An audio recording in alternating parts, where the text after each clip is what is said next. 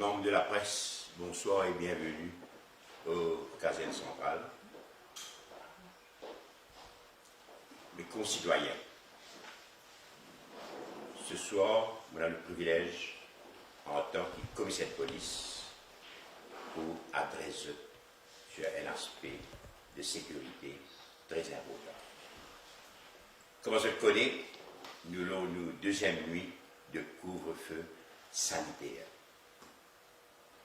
Jusqu'à l'heure, comme commissaire de police, je vous ai dit, nous satisfait qui nous peut réussir à maintenir l'ordre et la paix dans une société. Non seulement à Maurice, mais aussi à Galéga et à Rodrigue.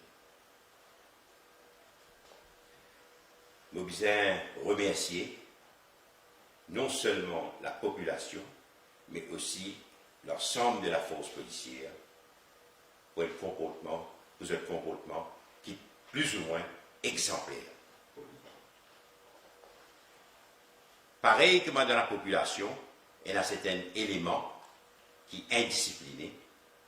Malheureusement, au sein de la force policière, il y en a aussi un élément avec un comportement répréhensible. Nous pouvons remarquer qu'il y a une vidéo qui peut circuler, qui peut faire état de brutalité, de violence chez certains individus, et aussi sa vidéo-là peut démontrer non-respect aux droits humains. Comme commissaire de police, toujours nous prôner avec toute la force qui, pour nous faire le travail bien, non seulement nous besoin de la confiance de tout l'ensemble de la population, mais aussi nous besoin faire notre travail dans le respect de chaque individu qui appartenait à la République de l'île Maurice. Mais malheureusement, il y a certains éléments qui peuvent faire un écart de conduite. Et là, nous prenons connaissance de sa vidéo-là, nous commençons une enquête immédiatement. Et, nous sommes capables de dire ça, qui nous connaissons dans quel endroit ça a été, nous connaissons quand ça lieu-là a été, nous connaissons quel groupe de policiers qui est impliqué dedans, et nous connaissons aussi qui ça n'a, qui probablement fait une diffusion. C'est-à-dire nous pouvons démarrer l'enquête avec une avance, je vais dire 75%. Nous pouvons confier cette enquête-là au chef de la sûreté nationale, le surintendant Akbar, et l'enquête pour superviser par le DCP Tulen Bojou, qui est responsable pour le moment pour la région de Port-Louis dans son ensemble. Nous faisons un appel à toute la population qui nous tous peut vivre une situation sans précédent. Une situation qui peut offrir beaucoup de défis, non seulement à tous nos citoyens, mais aussi aux autorités. Mais ensemble, nous pouvons capables de relever ce défi-là. Il n'y a pas un moment pour montrer aucun écart de conduite.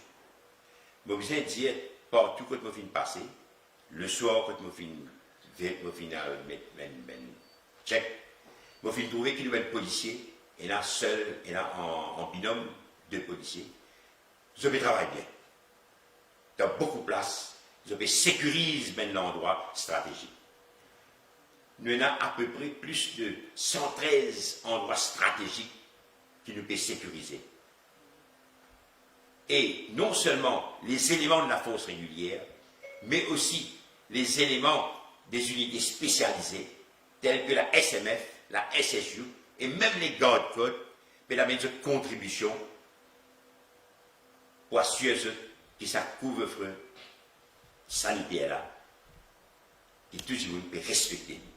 Naturellement, il y a un service essentiel qui est obligé d'opérer, et ça, nous donne permis pour que ça un officier-là capable de circuler tout en montrant ce permis et en déclinant leur identité.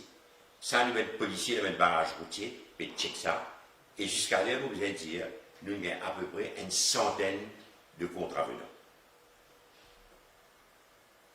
Encore une fois, je lance un appel à toute la population mauricienne, Rodrigue Galega, pour suivre les consignes concernant le couvre-feu sanitaire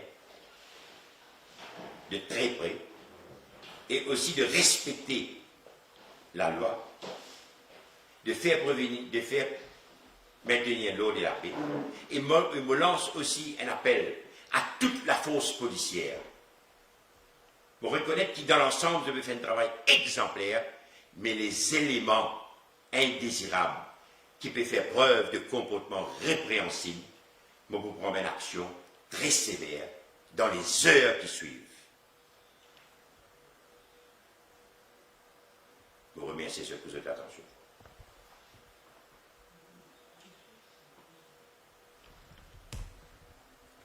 Peut-être s'il y a des questions, je voudrais me mettre à votre disposition. Est-ce qu'il y a Et, sorry, avant ça. Et de ce